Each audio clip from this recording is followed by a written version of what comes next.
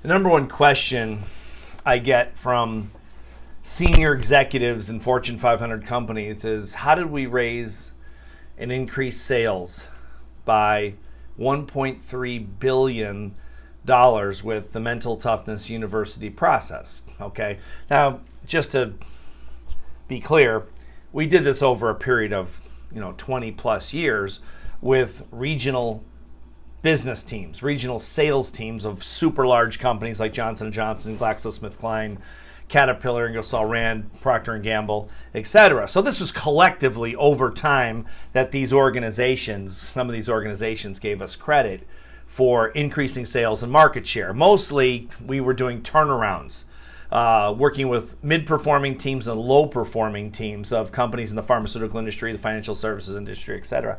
And so how do we raise sales by $1.3 billion? Well, we have a unique process. There's no process quite like the Mental Toughness University process. And I'll just give you a quick overview, obviously. If you're an executive and you're interested in learning more about this, or you're a salesperson or a sales manager, you can always contact us for more information. But the bottom line of it was, the process all begins, and it's one of the foundational pieces of the whole thing. It begins with proprietary research. So we do a very, very deep dive. Not like most speakers say, well, we do research. No, we actually have a research team that does serious research. Like, we're looking in the windows of these companies, not figuratively speaking, but we're talking to people, we're interviewing, we're doing surveys, we're doing all kinds of work. So we find out, basically in a nutshell, over a period of 4 to 6 weeks, really what's going on in the organization from the people on the street that are nose to nose with customers on a daily basis, and their management teams and their bosses and their bosses' bosses. And so we find out what's going on, and we figure out the weak points. There's always weak points in sales teams. And a lot of times even the managers don't see these weak points because they're too close to it. Really, that's probably the reason. They're smart people, great people. They're into it day to day. They're just too close to the, can't see the forest for the trees kind of a thing. So we do the research, we find out, we formulate solutions, we present the data to the management team, and then we put them through the 2-year to 3-year, sometimes longer, mental toughness process, where generally speaking, what we do is we train them how to think like world-class salespeople think. Because we've done over 25 years of research with world-class salespeople. How do they think differently? Like when we work with the Boston Celtics, we want to find out what made the Celtics and the Los Angeles Lakers different from the Chicago Bulls. Not the Chicago Bulls heyday, but the regular Chicago Bulls and other teams. And so what makes them different? Is it the basketball, or is it what they think about shooting the basketball and defending the basketball and all the rest of it? Same with salespeople, just not quite as glamorous. So what we find out is, what are they thinking before, during, and after the sales process? And how is that thinking affecting their ability to sell and to follow up and to close deals? It turns out, like in sports, it's night and day. I started working with the Florida Marlins years ago, the baseball team. They were not thinking the right way, and over time, they started learning. They were never taught. Most of us were never taught how to learn how to think like top performers.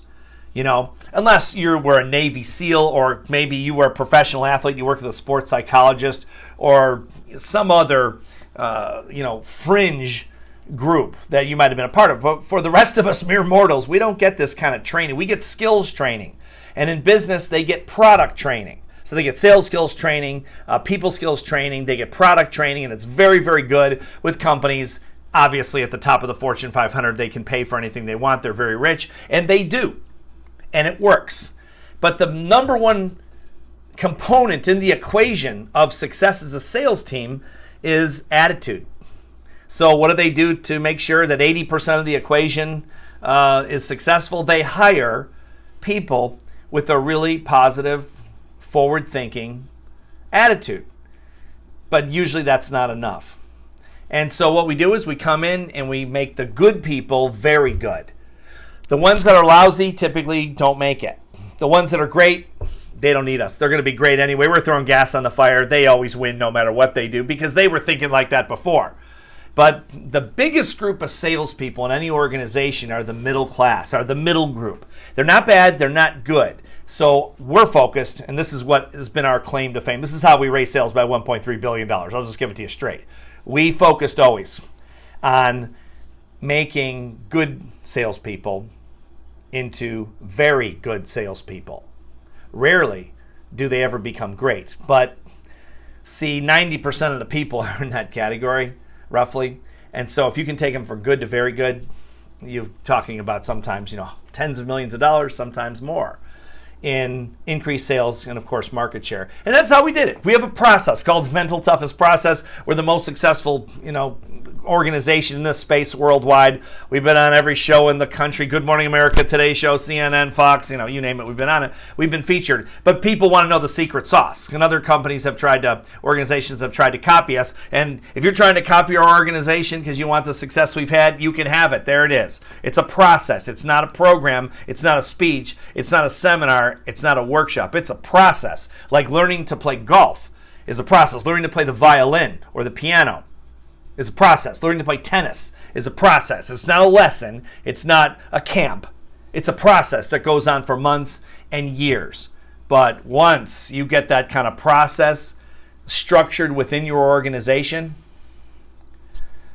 you're talking about major, major changes. And that's how good teams become very good teams. And sometimes good teams become great teams. That's the secret to our success.